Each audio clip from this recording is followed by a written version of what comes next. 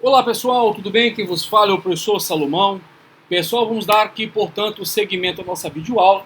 Bem, na aula passada nós passamos de mais de 1 hora e 20 de gravação. Eu peço venha o tamanho da videoaula, mas em razão da preocupação de concluir nosso conteúdo. Prometo agora que, diante desse avanço que nós tivemos na aula passada, faremos blocos de 30 a 30 minutos, tá? A pedido dos alunos e também, pessoal, em virtude dos uploads que realmente sobrecarregam. Então, nesse sentido e consequência, vamos aqui dar seguimento ainda na análise do princípio da verdade real, em especial foco à percepção da verdade real. Bem, pessoal, para a gente poder entender a temática associada, que é o reexame da prova no STJ, vamos entender pontualmente aqui esse quadro. Gostaria que vocês firmassem olhares a esse diagrama, esse desenho, porque ele é de tamanha substância para a compreensão aqui da verdade real do reexame da prova no âmbito do STJ. Primeiramente, pessoal, nós temos que entender que no âmbito dos estados, nós temos juiz de direito. No âmbito federal, nós temos juiz federal. A expressão juiz de direito é uma expressão que consagra ao juiz do Tribunal de Justiça dos Estados. Estado do Maranhão, do Piauí, do Pará, do Rio de Janeiro, São Paulo, etc. Lá nós encontramos juízes de direitos. Contudo, no âmbito franqueado territorial, nós temos o Tribunal Regional Federal, da primeira, segunda, terceira, quarta, quinta região. Os juízes ali são chamados de juízes federais, tudo bem? De toda maneira e medida, pessoal, da decisão de sentença, o recurso que cabe, seja do juiz de direito do juiz federal, é apelação. E a apelação, pessoal, tem previsão normativa no CPC, lá especificamente no artigo 1009. No artigo 1009, nós conhecemos do recurso de apelação. Professor, por que se recorre? Por que o recurso ele existe? Existe pela insatisfação da parte sucumbente em relação a um aspecto específico ou total da sentença. Ou, mesmo nesse sentido, a parte, mesmo não sucumbente, mas ela interpreta que foi prejudicada da sua decisão. Então, o recurso que cabe para reexaminar todo o grau do elemento dispositivo, toda a amplitude do elemento decisório, é a sentença. Então, a sentença, pessoal, é a decisão judicial, o procedimento do juiz, que resolve ou não o mérito. Nós já havíamos estudado os pronunciamentos do juiz. E vimos pontualmente que a sentença ela tem a habilidade de resolver o mérito ou não resolver o mérito. Na medida e consequência, tomado como regra, o recurso que cabe para atacar a decisão de sentença é a apelação. Então, a parte sucumbente ou que se encontra na situação de prejuízo contra seu direito tem como prerrogativa se valer do recurso de apelação. Volta para cá. Ainda na medida da análise específica aí do diagrama, fica claro que o recurso é manejado tanto na esfera estadual quanto na esfera federal. Tanto quanto ao juiz de direito do âmbito do Tribunal de Justiça, como também, na mesma medida e consequência, nós temos o pronunciamento feito quanto ao Tribunal Regional Federal, juiz federal. Então, veja, vamos aqui ao recurso de apelação. O que é isso? Da sentença cabe a apelação. Parágrafo 1º. As questões resolvidas na fase de conhecimento, se a decisão a seu respeito não comportar agravo de instrumento, não são cobertas pela preclusão e devem ser suscitadas em preliminar de apelação, eventualmente interpostas contra a decisão final ou nas contrarrazões. Vimos pontualmente, pessoal, que a decisão interlocutora cabe agravo de instrumento, que é um outro recurso. Então, veja, quanto à sentença, cabe o recurso de apelação. Bem, Dando seguimento à nossa trajetória, pessoal, vamos aqui especificamente analisar os recursos que questionam o mérito da decisão dos acórdãos, seja no âmbito do Tribunal de Justiça, seja no âmbito do Tribunal Regional Federal. Bem, a decisão de mérito emanada pelo Tribunal de Justiça e pelo Tribunal Regional Federal cabe, segundo a disposição do artigo 105, inciso 3º da Constituição, o recurso especial. O recurso especial, pessoal, ele cabe nas causas decididas em única ou última instância dos tribunais regionais federais, bem como os tribunais dos estados e DF. Então, veja, o recurso especial, ele cabe em única ou última instância do Tribunal de Justiça dos Estados e DF, bem como, pessoal, no Tribunal Regional Federal. Agora veja, o que se vai suscitar na matéria que envolve o recurso especial são 3 situações pontuais. Vou te dar um caso aqui, exemplo. Por exemplo, decisão do Tribunal de Justiça que contraria lei federal ou venha a negar a sua vigência, cabe recurso especial. Veja que não é qualquer situação aberta, não. Há situações previamente definidas pela Constituição em que cabe pontualmente o recurso especial. Decisão que contraria lei federal ou tratado ou nega a sua vigência, veja, lei federal ou tratado negando a sua vigência, cabe recurso especial. Então, não é qualquer matéria, não é qualquer circunstância que pode ser utilizado como via recursal o recurso especial. Em contrapartida, se houver uma decisão que contraria dispositivo da Constituição, não é caso de recurso especial, mas caso de recurso extraordinário. Veja que são situações completamente diferentes. Se for uma decisão que contraria tratado ou lei federal, ou nega a sua vigência, recurso especial, quem vai julgar? O STJ, que é a Corte Infraconstitucional. Mas, se for decisão que venha a contrariar, pessoal, dispositivo da Constituição, ou ainda, para complementar a informação, declarar a inconstitucionalidade de lei federal ou tratado, cabe recurso extraordinário. As hipóteses do recurso especial e do recurso extraordinário estão na Constituição. Então, repetindo, pessoal, no âmbito dos estados, nós temos tribunais de justiça. No âmbito regional, nós temos Tribunal Regional Federal, que compreende 2 ou mais estados. O Tribunal Regional Federal da primeira região, pessoal, ela compreende uma série de estados. Acre, Maranhão, Piauí, um monte de estados. Mas temos tribunais, pessoal, regionais que abraçam 2 estados, por exemplo. Rio de Janeiro e Espírito Santo é um. Então veja, os tribunais regionais, eles abraçam regiões. E ali a discussão são matérias que são pertinentes ao âmbito federal. Em contrapartida, matérias afetas ao âmbito estadual local são objeto de discussões nos tribunais de justiça. O juiz que ali reside, ali que labuta sua atividade de forma oficial, é chamado de juiz de direito no Tribunal de Justiça. Já no âmbito federal, é chamado de juiz federal. Da decisão do juiz, que contraria, pontualmente o direito arguido por uma das partes, gerando situação de sucumbência ou gerando, inclusive, uma situação de prejuízo, cabe recurso de apelação.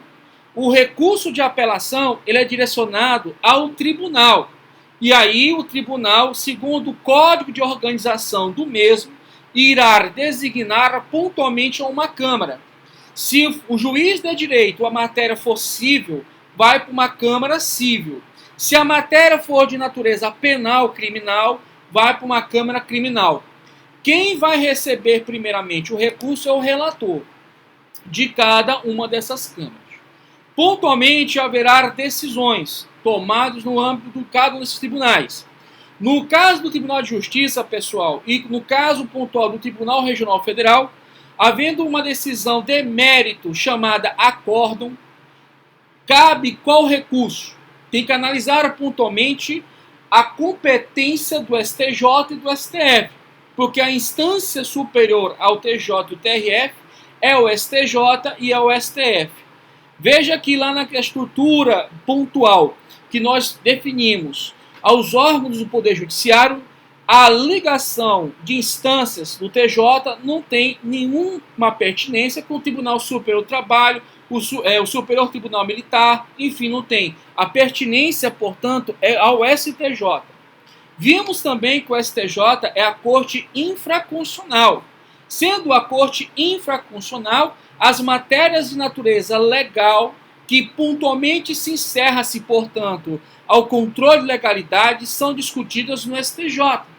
Tanto é que, olha só, ainda há pouco, citei como exemplo, uma decisão do Tribunal de Justiça ou do TRF, que pontualmente contraria tratado ou lei federal e, na mesma medida, nega sua vigência.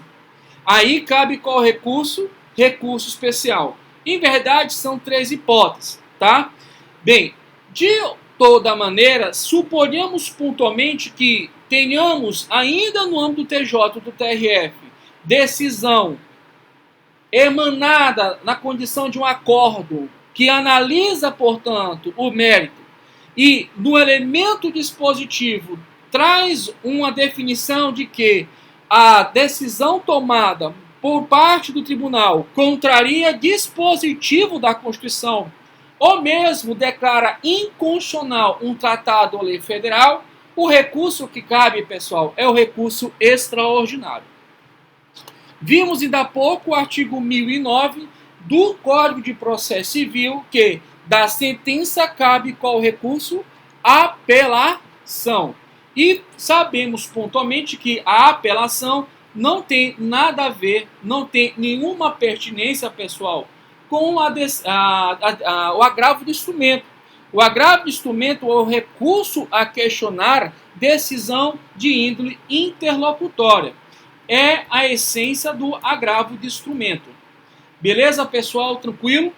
Bem, dando seguimento à nossa trajetória, pessoal, vamos aqui especificamente identificar a competência do STJ para processar, né, e julgar, em especial, pessoal, a sua competência recursal. E em seguida vamos ver a competência recursal do STF. Vamos aqui especificamente ler os artigos 105 para o recurso especial e o 102 para o recurso extraordinário. Vamos aqui. O artigo 105 trata, pessoal, especificamente da competência do STJ para processar e julgar originariamente, mas também, pessoal, trata também a competência para julgar a nível de recurso especial, sua competência recursal. Então vamos aqui pontualmente ao artigo 105, inciso 3º da Constituição, que trata, pessoal, especificamente do recurso especial. Vamos lá? Inciso 3º do artigo 105 da Constituição. Olha o que ele diz. Julgar em recurso especial, repito, julgar em recurso especial as causas decididas em única e última instância dos TRF e dos TJs, do âmbito dos estados e do DF.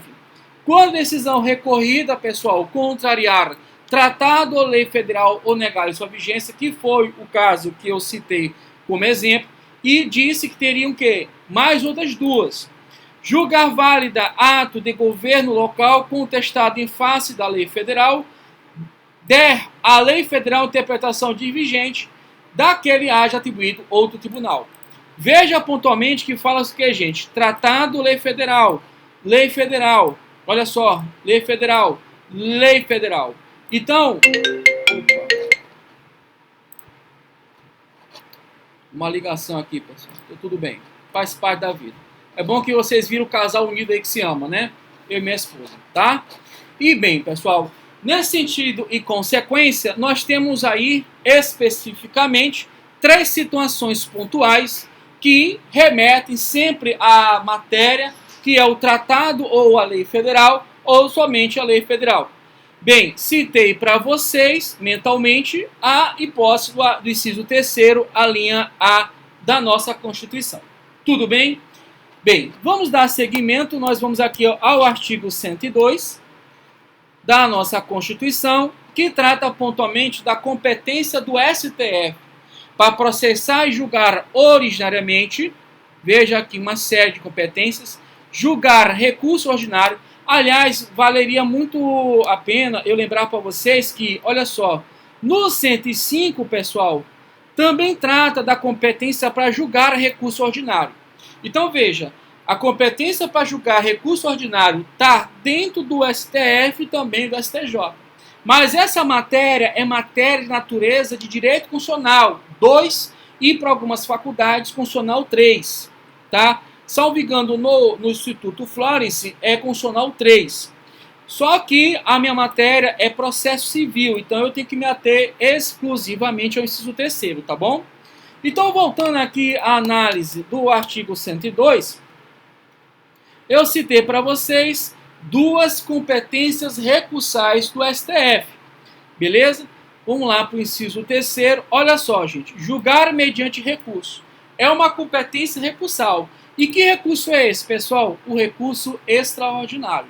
Agora veja, é a mesma ideia temática. Causas decididas em única ou última instância, quando a decisão recorrida, vamos lá, contrariar dispositivo desta Constituição, que é muito comum recurso nesse sentido, e simultaneamente nós temos que declarar a inconstitucionalidade de lei ou federal ou de tratado.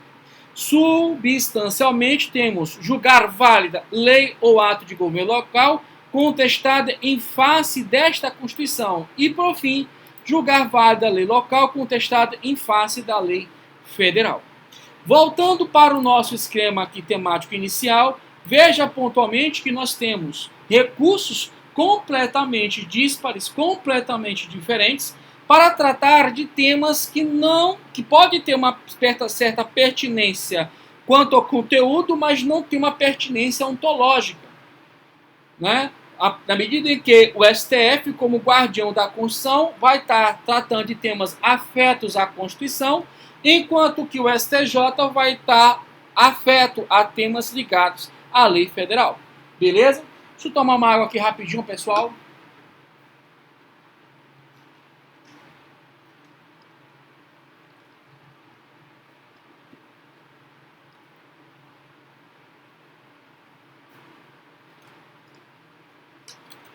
Bem, tomei minha água, vamos em frente. Especificamente, pessoal, eu queria ler com vocês o artigo 1029. O artigo 1029, pessoal, ele trata pontualmente do recurso extraordinário e do recurso especial. Essa matéria, no semestre que vem, vocês vão estudar, tá ok? Aliás, no semestre que vem vocês vão estudar pontualmente essa matéria. O artigo 1029, pessoal, ele trata acerca da disciplina do recurso extraordinário e recurso especial, veja pontualmente, pessoal, no âmbito da temática processual. Vamos aqui especificamente ler o artigo 1029 e vamos ver o artigo 1031, que fala pontualmente da interposição conjunta do recurso extraordinário e do recurso especial. Porque, veja, pessoal, pode ser plenamente interposto o recurso isoladamente, mas pode haver interposição conjunta, que muitas das vezes reverbera essa situação, tá? Sempre em prol de buscar uma defesa para o cliente. Bem, o artigo 1029 diz o seguinte: o recurso extraordinário e o recurso especial, nos casos previstos nesta Constituição.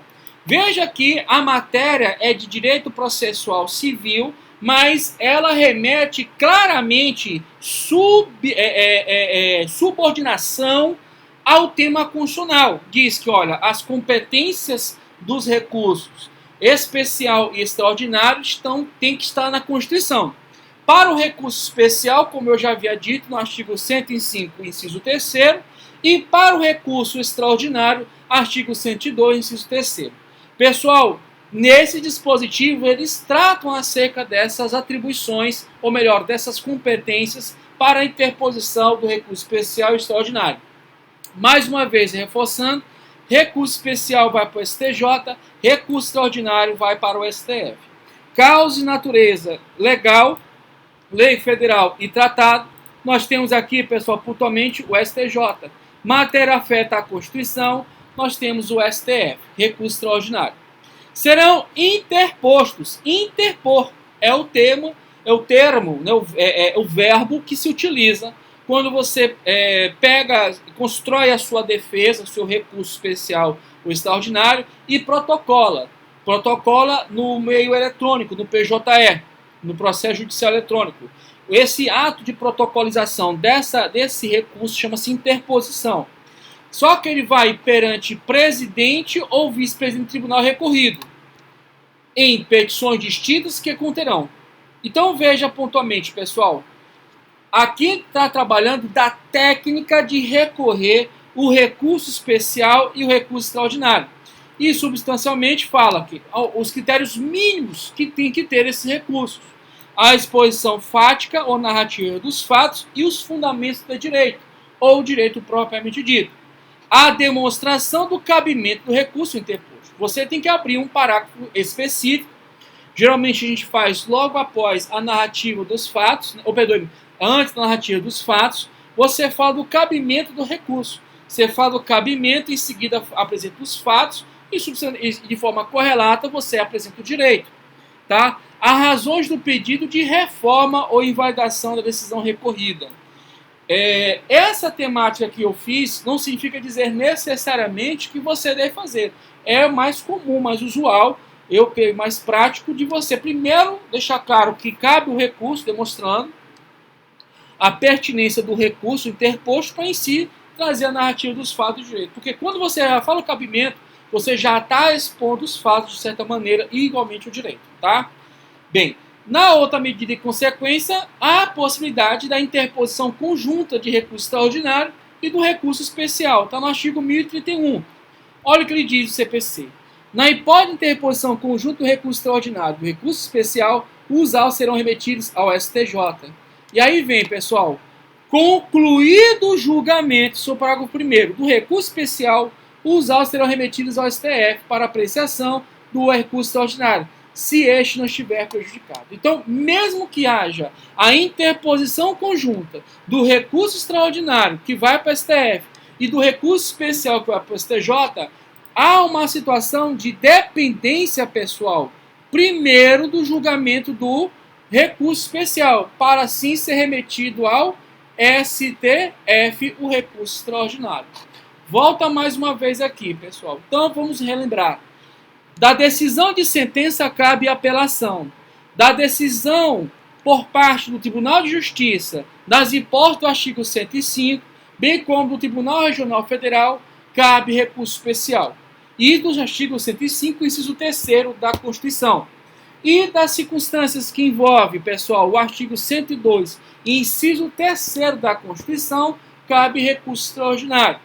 É plenamente possível a interposição conjunta do recurso extraordinário quanto do recurso especial. Contudo, só haverá, portanto, a migração dos autos processuais eletrônicos para o STF se houver a conclusão do julgamento do recurso especial. Tudo bem? Bem, o que isso nos traz e o que isso é importante para a nossa matéria? Pessoal, vira e mexe, quando você estiver já advogando ou atuando no direito, você vai encontrar, muitas das vezes, uma barreira lógica, uma barreira processual, que envolve especificamente o reexame da prova no âmbito do STJ. Veja especificamente que isso está inserido, essa análise, quanto à persecução da verdade real. Pontualmente, pessoal, fica claro, com base nessa questão do reexame da prova dos tribunais, que no âmbito dos estados e no âmbito regional, há sim um debate lógico, um debate climático, temperado, quanto às provas apresentadas. Inclusive, o juiz é o principal responsável por agariar, né, pelo poder inquisitivo, absorver, viabilizar o ingresso nos autos de provas. Nós vimos isso pontualmente na leitura do princípio da verdade real, em especial atenção à iniciativa probatória, lá do artigo 370 do CPC, que diz claramente que a iniciativa probatória é do juiz. E em seguida, salvo engano, tem assim uma vírgula de ofício, aí, ou a requerimento da parte. Né? Veja que, dependendo da conjectura, fica claro que a vontade notória do legislador do CPC, e aí nós incluímos Luiz Fux, Eupídio Donizete, Humberto Teodoro Júnior, esses caras, a vontade deles foi o quê? É a preservação do poder inquisitivo, do juiz, no que se refere à iniciativa probatória. É o seguinte, vamos ler de novo 370 do CPC. Realmente, pessoal, acertei aqui. Vamos lá. Abre aspas, artigo 370, caberá ao juiz, de ofício ou a requerimento da parte, determinar as provas necessárias ao julgamento do mérito. E esse dispositivo não pode ser afastado da leitura com o artigo 139, inciso 6º do CPC, que diz o seguinte: o juiz dirigirá o processo. E isso, mais uma vez, remete a atenção ao princípio dispositivo previsto no artigo 2º do CPC. Mas, mantendo a leitura do artigo 139 do CPC, diz que o juiz dirigirá o processo conforme as disposições deste código, incumbindo-lhe, aí vamos para o inciso 6, dilatar os prazos processuais e alterar a ordem de posição dos meios de prova, adequando-os às necessidades do conflito de modo a conferir maior efetividade à tutela do direito. Desculpa. Então significa dizer que o juiz ele tem uma preocupação profunda de perseguir a persecução da verdade real. Então é uma balela, uma firula, uma enganação ao estudante, ao acadêmico, ao leitor, dizer que o processo civil, ainda mais agora, do CPC de 2015, ele prepondera a verdade processual ou formal. Isso aí é uma mentira das mais dotadas de má fé, porque não é o caso. O juiz, ele inclusive tem a iniciativa probatória do artigo 370 do CPC. Mas esse não é o caso que eu quero analisar para vocês. Volta aqui para o nosso gráfico aqui, pontualmente. Pessoal, então fica claro que no âmbito dos tribunais de justiça e nos tribunais regionais federais, há um grande debate quanto à prova. Cabendo ao juiz lá de início, de base, o juiz, o ACOR, fazer as devidas absorções juntadas das provas, para que haja, portanto, elementos mínimos indispensáveis para a conclusão justa e efetiva da lide. Ocorre que o STJ, ele não é, pessoal, na sua essência, uma instância que tem uma pretensão de reexaminar a prova. O STJ, por mais que nós tenhamos as vias recursais para discutir a matéria no STJ, esse tribunal, ele não é uma corte pontualmente para viabilizar uma rediscussão, pessoal, um reexame de prova. Então, a mera pretensão recursal para reexame de prova não é competente para o exame do STJ. Isso está na súmula do STJ número 7. É uma súmula bastante antiga e muito citada. Então veja, a direita é muito lindo. Existe uma notoriedade bem clara de limitações quanto ao viés recursal. Porque senão, pessoal, vai estar todo ad eterno uma rediscussão perpétua acerca do processo quanto às provas. Haverá, portanto, uma sensação pura de impunidade. Fora que isso vai gerar um abarrotado número de processos lá instantes se decidir. E isso torna sem eficácia, ineficaz a tutela judicional. Então, nesse sentido, vamos aqui à súmula 7 do STJ, que diz o seguinte: a pretensão de simples reexame de prova não enseja recurso especial, E são vários julgados nesse sentido, pessoal. São N julgados nesse sentido. Agora veja, pessoal. Existe, né, desde o Código de Processo Civil de 73, existe uma releitura, inclusive progressista, da súmula 7 do STJ, no que se refere à revaloração da prova. Veja que aí nós temos um novo paradigma de análise. A revaloração da prova, pessoal, e não obstante a solidificada súmula 7 do STJ, tem se admitido que o STJ, ele com base nessa ideia de persecução da verdade real, com esse prisma de buscar, pessoal, não a verdade processual, mas a verdade intrínseca sobre os fatos, sobre a realidade experimentada pelos jurisdicionados, há um ponto modal de referência em que se aproxima, pessoal, com um prisma de justiça a análise das provas, mas não para um mero e simples reexame, mas na tutela da revaloração da prova ou dos dados explicitamente apresentados. Que, em síntese, pessoal, os tribunais têm firmado, o STJ tem firmado o entendimento de que lá, o STJ, como corte infraconstitucional, não é corte com a mera pretensão de reexaminar a prova juntada nos autos. Mas nada impede pontualmente, pessoal, que haja possibilidade de revalorar a prova ou os dados explicitamente apresentados nos autos, pessoal. Justamente para ver a persecução, pessoal, a busca da verdade real. Eu trago para vocês, pontualmente, eu creio que eu coloquei no material, que de cabeça, meu amigo, eu não tenho. Mas no material eu coloquei... tá aqui. No material eu coloquei um caso muito interessante acerca da matéria. Tá aqui, gente. Agravo instrumento no agravo RESP, aqui, esse número todo aqui. 1.437.154 de Santa Catarina. O relator aí é o Luiz Felipe Salomão, da 4ª turma, o ano 2019. É um julgado emblemático. E, não obstante, eu coloquei aqui para vocês os link cases pontuais.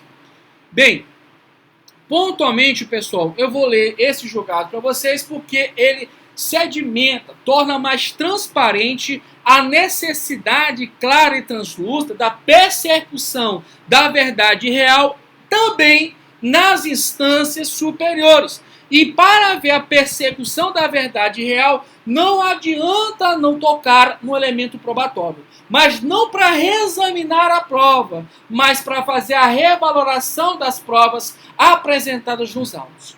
Bem, nesse sentido e consequência, vamos aqui à ementa desse julgado aí. Olha o que diz. A revaloração da prova constitui em atribuir o devido valor jurídico a fato incontroverso sobejamente reconhecido nas instâncias ordinárias, prática francamente aceita em sede de recurso especial, como bem observou o ministro Félix Fischer. A revaloração da prova ou de dados explicitamente admitidos e delineados no decisório recorrido não implica no vedado reexame do material de conhecimento. Veja que não é uma nova uma tipificação de um comportamento de dilação probatória, não é isso. Mas é só analisar pontualmente se o sentido das provas apresentadas, pessoal, realmente exorta o direito de uma das partes. É uma dimensão essencialmente axiológica, não uma dimensão meramente ontológica, quanto ao documento em si.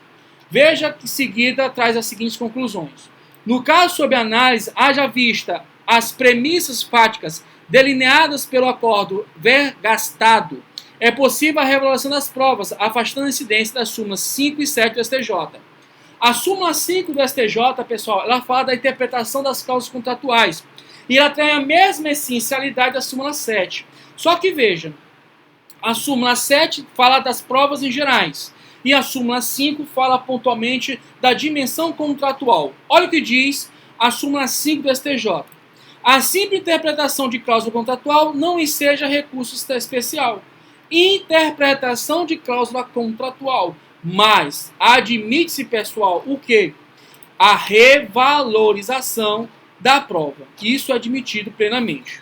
Para concluir que a recusa do plano de saúde em autorizar o tratamento de moléstia grave a idoso, qual seja edema macular no olho esquerdo tendente a acarretar cegueira, afigura-se injustificada e gera direito à indenização por dano moral. Que lindo julgado, cara. Que maestria foi esse julgado. Simples, claro, objetivo e bem feito. Isso que é uma ementa. Uma ementa que, inclusive, ela é didática. Te explica um conteúdo. Beleza, pessoal? Então, recapitulando aqui, com base nisso aqui, veja que, claramente, as instâncias, né, a primeira instância recursal, ou seja, Tribunal de Justiça, TRF, elas têm, portanto, como prerrogativa decidir, né, no caso de decisão de sentença, a matéria esposada, né, discutida pelo juiz de direito, juiz federal. Compete a esses juízes acarrear todos os elementos probatórios. Contudo, a discussão probatória ela se encerra nos tribunais. Elas não migram na segunda instância. Elas não migram pontualmente aos TJ, né, e subsequentemente, na mesma medida, ao STF. Só que no STJ tem se inclinado a não admitir realmente o reexame da prova, mas a revaloração da prova, buscando a falha que ocorreu dentro do direito de alguém, aquilo que realmente prejudicou. Veja que é uma discussão ainda intelectiva, não probalística.